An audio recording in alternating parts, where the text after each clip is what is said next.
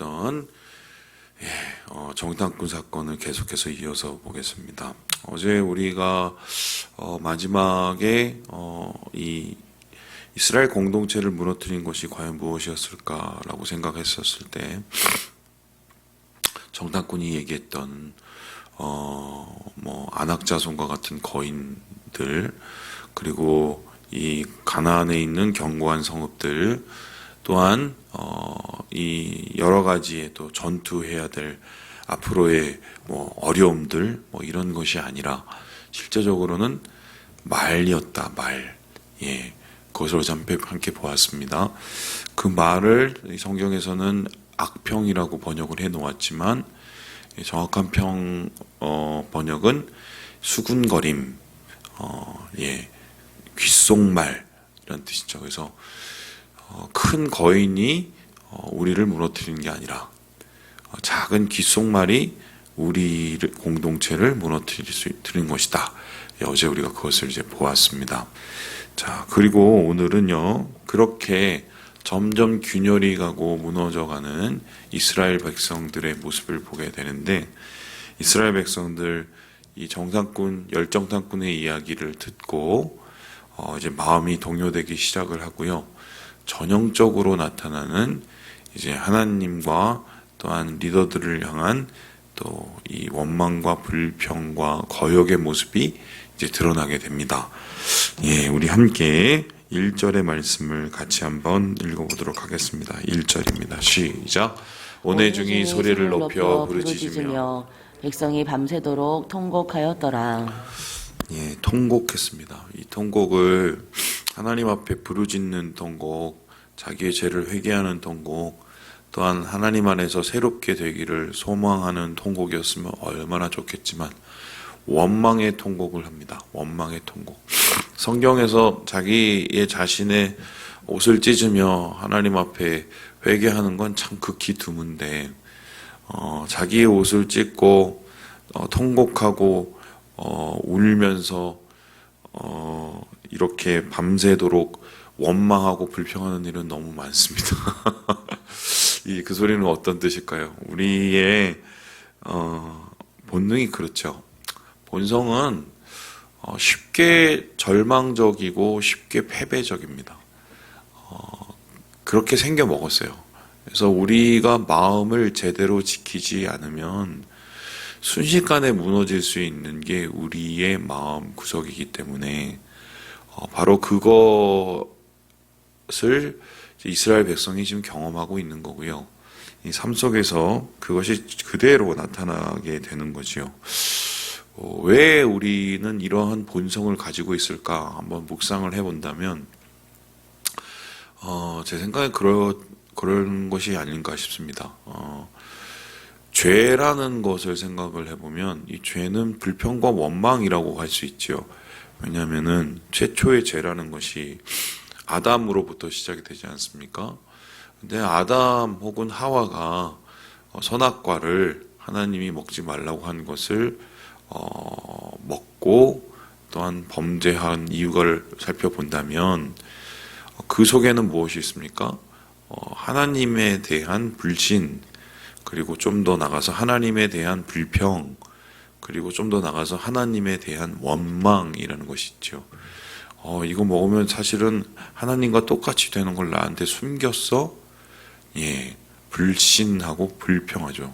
나를 속였네. 그럼 나는 하나님처럼 될 거야. 원망.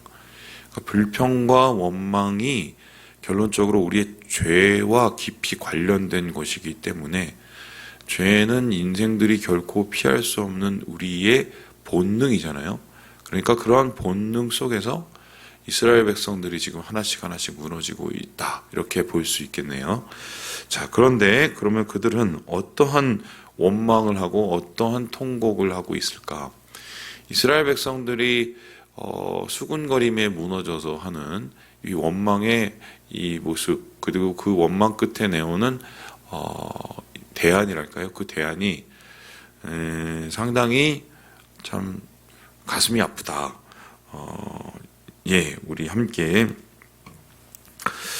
4절의 말씀을 같이 한번 읽어보도록 하겠습니다. 4절의 말씀입니다. 시작.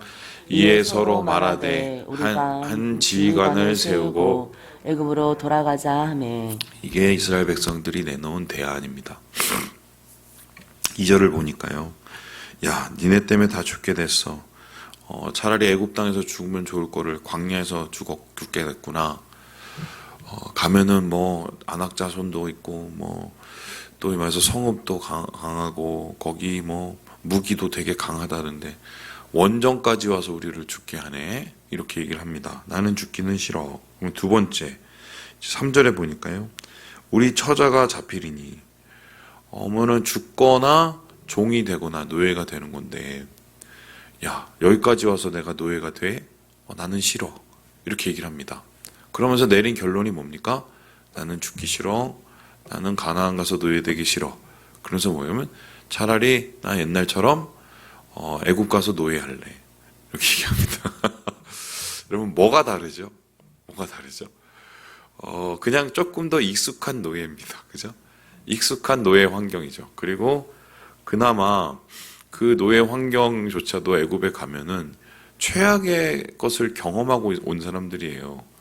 그냥 어느 정도 살 수 있었던 그런 노예가 아니라 한마디로 신도시 건설을 위해서 다 노역에 이제 투입되었고 거기서 끝나는 것이 아니라 애들도 죽임을 당했고요. 학살이죠. 그리고 나중에는 뭐 말도 안 되는 이 근무 조건에서 이 소위 말해서 폭정을 다 경험했던 사람들입니다. 그런데 그게 앞으로 있을 그 불행의 일, 자기가 생각하는 상상의 불행의 일보다 그 어려웠던 내 과거의 모습이 훨씬 낫다는 거예요. 그러니까 나는 그게 나아서 그 익숙한 노예 생활로 난 돌아가겠다라고 얘기를 합니다. 사람이 화가 나고 사람이 막 절망적이 되고 사람이 두려워지면 이성을 상실하죠. 이성을 상실하면 뭔 말을 못 하겠어요. 그죠? 뭔 말을 못 하겠어요. 하나님께서 과연 이렇게 두려워하고 원망하는 이스라엘 백성들의 이야기를 처음부터 괘씸하게 들으셨을까요? 제 생각에는 어느 정도 이해해 주시지 않으셨을까 싶어요. 왜냐면은 이전에도 이러한 물 없다, 고기 없다, 먹을 거 없다, 계속 우리가 여기서 죽겠구나.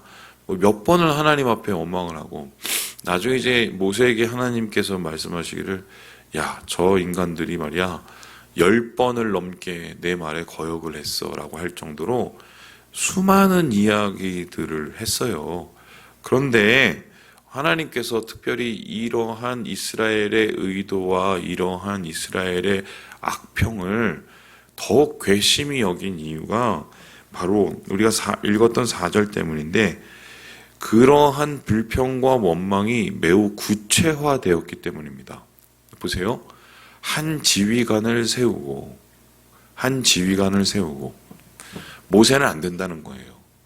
모세는 하나님이 세우신 하나님의 사람인데 가나안은 하나님께서 우리에게 약속하신 하나님의 땅인데 하나님이 세우신 모세는 안 된다. 우리가 세울 지휘관이 더 좋다. 하나님이 약속하신 가나안은 안 된다. 우리가 있었던 애굽이 좋다. 지금 하나님의 말씀에 정면적으로 도전을 하고 그러한 도전을 구체화시키고 있는 이스라엘 백성의 모습을 보게 됩니다. 이것을 가리켜서 한마디로 표현하면 뭐냐면요. 거역입니다. 거역은 뭡니까? 뜻에 거스르는 것 그리고 뜻에 반하는 행동을 하는 것을 뜻합니다.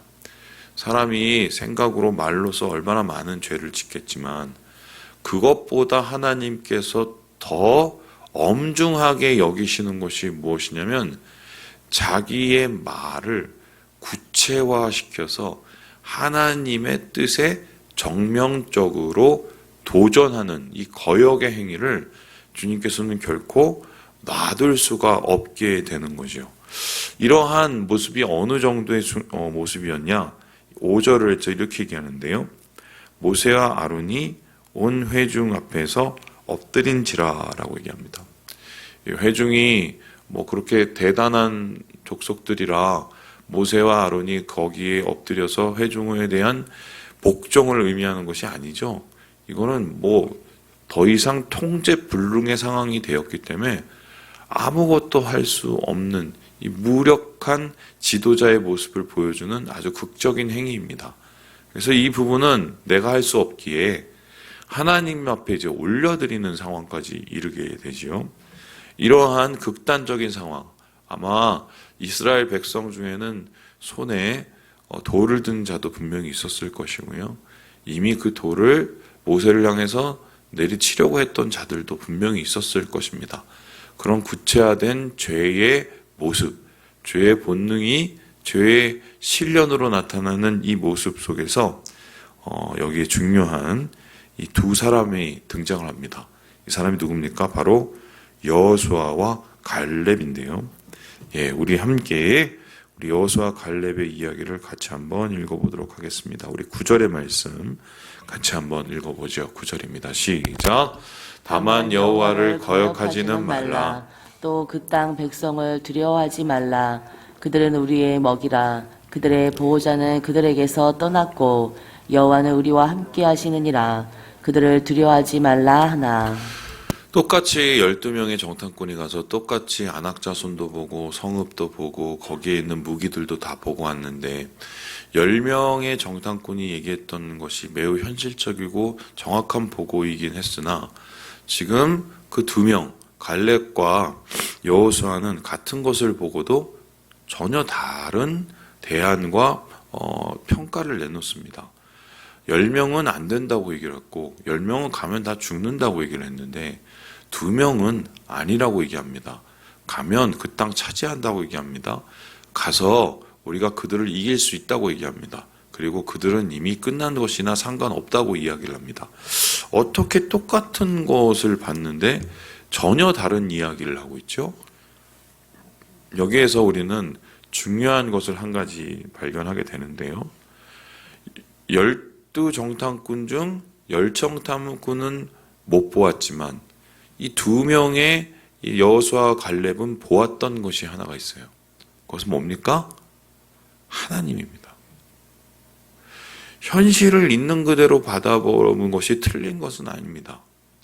현실을 있는 그대로 바라보면서 거기에 사람들이 실망하거나 절망을 할 수가 있죠. 거기서 끝나면 그냥 세상 사람과 다를 게 1도 없는 겁니다. 그런데 믿음이라는 것은 무엇입니까? 세상의 해석, 세상의 평가, 세상의 비판에 하나님을 더하는 겁니다. 그러면 우리가 보았을 때 아무런 가능성도 보이지 않고 우리가 보았을 때 아무런 길도 보이지 않고 심지어 우리가 보았을 때 아무런 의미도 느껴지지 않았던 것에 한마디로 의미가 발견이 됩니다. 길이 발견되죠. 새로운 가능성을 발견하게 됩니다. 왜냐하면은 우리의 끝이 곧 하나님의 시작일 수 있기 때문입니다. 그래서 여호수아 갈렙도 분명히 우리가 메뚜기같이 약한 사람들이라는 것도 알았고 그 땅이 굉장히 거대한 땅이라는 것도 알았지만 한 가지 하나님이 이 땅을 이미 허락하시고 약속하셨다는 것을 믿었고 또한 하나님께서 우리와 함께 하실 때 어떤 일이 일어날지를 기대했기 때문에 지금 전혀 다른 보고를 하고 있다. 결과적으로 이러한 보고는요, 어떤 일을 가져다 줍니까? 이스라엘의 마지막 남은 희망이 된다. 10절을 한번 볼까요? 온 회중이 그들을 돌로 치려 하는데 이렇게 나옵니다. 한마디로 지금 돌로 치려 하는 그 장면에 모세, 아론, 그죠? 그다음에 여호수아, 갈렙 이렇게 4명은 있는 겁니다. 4명은 그들이 화가 나서 그러한 얘기를 거짓말처럼 느꼈기 때문에 죽이려고 했겠죠. 그들에게 보기에는 이거는 뭐 자기 자신과 가족들을 다 죽이려고 하는 이야기처럼 느껴졌을 겁니다. 절망에 더 절망을 가져다 주는 가짜 희망이라고 생각했기 때문이었겠죠. 그런데 중요한 것은 이들이 본 그 믿음의 가능성, 믿음의 힘, 또 그 믿음의 눈, 그게 이스라엘의 마지막 가능성이 된다. 결론적으로 이 이야기가 나중에 어떻게 변화되는 줄 아시죠? 이 이스라엘 백성 결국 다 벌받고 아무도 자기 말대로 아무도 그 땅에 들어가지 못합니다. 자기 말대로 광야에서 다 죽습니다. 말대로 돼요, 말대로. 그런데 유일하게 그곳을 가서 그곳에서 하나님을 보았던 여호수아와 갈렙은 살아남고 그들의 자손들을 데리고 그들이 그렇게 대단하다고 얘기하는 가나안 사람들을 모두 다 이기고 그 땅을 차지하게 되죠. 그래서 저는 이 말씀을 보면서 이렇게 생각하는데 정탐꾼으로 따져본다면 한 20%도 안 되는 가능성이요. 온 이스라엘 회중을 따져본다면 0.00001%도 안 되는 그러한 가능성이죠. 이 두 명, 그게 공동체를 변화시키고 공동체를 살게 합니다. 작은 이 두 사람의 목소리와 작은 두 사람의 믿음일지 모르겠지만 모든 이들이 거역과 반역과 하나님을 향한 불평과 원망 속에서 무너져 가고 있을 때 그 이스라엘 백성들을 살릴 수 있는 그 작은 목소리, 수군거림보다 더 작은 목소리, 믿음의 목소리가 결국은 이스라엘 백성을 새롭게 소망의 자리로 옮겨놓을 수 있었다. 그래서 우리가 이 말씀을 읽으면서 결국 찾아내야 될 것은 내가 이런 사람이 돼야 되겠고, 그리고 내 안에서 이런 목소리들을 찾아내야 됩니다. 막 수많은 이야기들이, 수군거림들이, 악평들이 내 안에 막 돌아다니고 머리를 괴롭히고, 그때 뭘 해야 되느냐? 여호수아와 갈렙의 목소리를 내 안에서 찾아내야 돼요. 그 작은 목소리가 들리지 않아. 그리고 작은 목소리라 잘 알 수 없을 때가 많죠. 더 큰 목소리 때문에 그 작은 목소리가 아주 아무것도 아닌 것처럼 느낄 수 있습니다. 그런데 우리가 진짜 삶을 살아갈 수 있는 힘과 능력은 바로 그 소리로부터 나와요. 0.0001%의 그 소리. 그 소리에서 이스라엘 백성들이 다시 살 수 있는 가능성을 얻게 되었다. 말씀을 마치려고 합니다. 사랑하는 여러분, 사람이 살면서 어떻게 절망을 안 하고 살고, 사람이 살면서 어떻게 불평과 원망 안 하고 살겠습니까? 그런데 오늘 여호수아와 갈렙의 이야기처럼 거역은 하지 말아야 된다. 거역은 하나님의 이 뜻을 거스리는 거기 때문에 이건 굉장히 심각한 것이다. 두 번째로 여호수아와 갈렙의 목소리를 찾아야 된다. 그것이 우리를 살린다. 기억하시고 주님의 은혜 안에 오늘 하루를 소망 가운데 살아가시는 우리 모든 형제 자매들 되시길 주님의 이름으로 축원합니다.